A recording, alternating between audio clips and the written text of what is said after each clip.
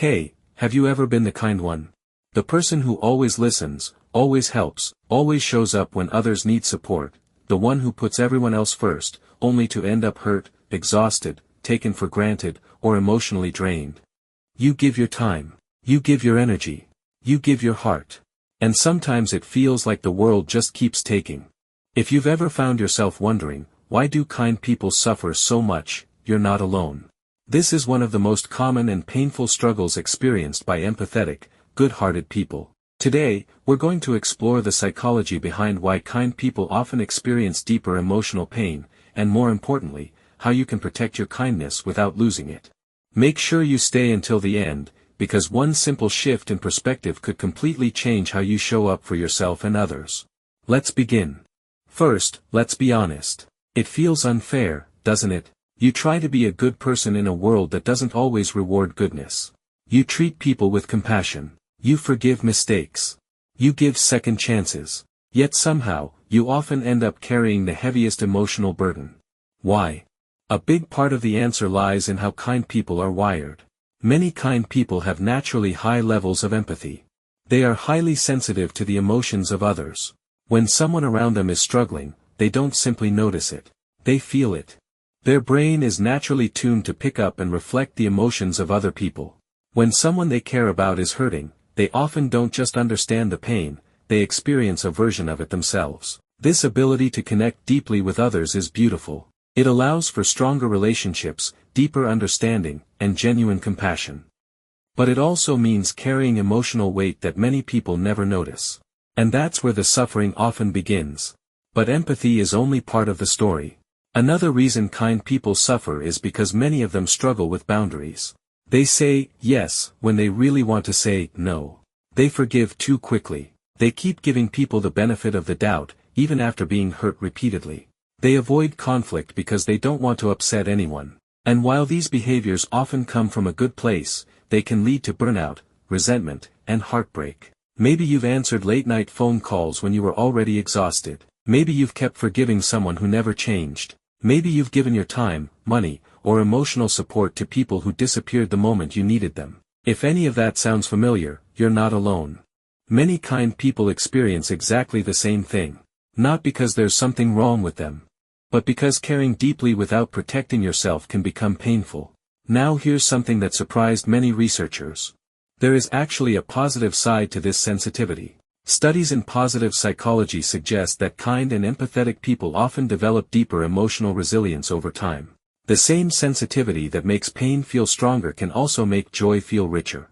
It can lead to stronger connections, more meaningful relationships, and a greater sense of purpose.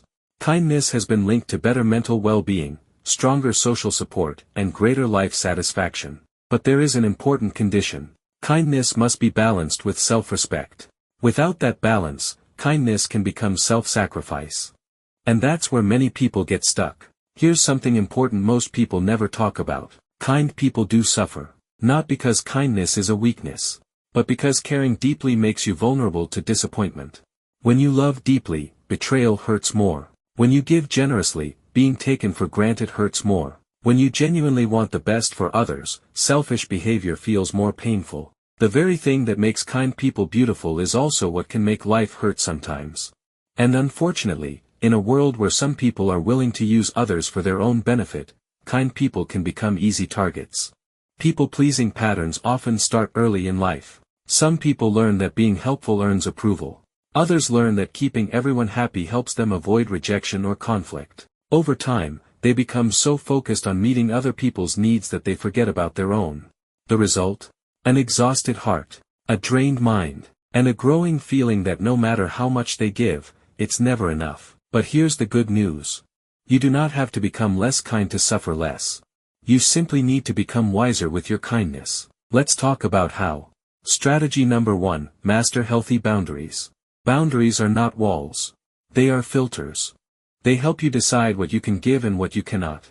Learning to say no doesn't make you selfish. It makes you honest. Try saying, I'd love to help, but I don't have the capacity right now. Simple, respectful, and powerful. Strategy number 2, practice self-compassion. Many kind people show incredible compassion to others while being extremely hard on themselves. When you make a mistake, do you criticize yourself? When you're struggling, do you ignore your own pain? Try treating yourself the way you would treat a close friend. Offer yourself understanding instead of judgment. Research has shown that self-compassion can reduce stress, improve emotional resilience, and help break people-pleasing patterns. Strategy number 3, be selectively kind. This doesn't mean becoming cold. It means becoming intentional. Not everyone deserves unlimited access to your time, energy, and emotional resources. Give your deepest kindness to people who respect it. To people who appreciate it. To people who reciprocate it. You can still be a good person without giving everyone a front row seat in your life.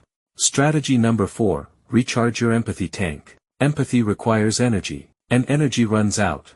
If you're constantly supporting others without taking care of yourself, burnout becomes inevitable. Spend time alone. Enjoy hobbies.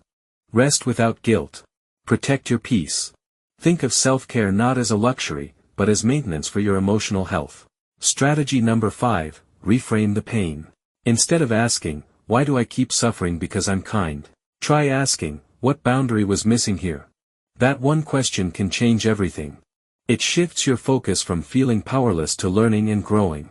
The pain isn't proof that kindness is a mistake. Sometimes it's simply a reminder that kindness needs wisdom standing beside it.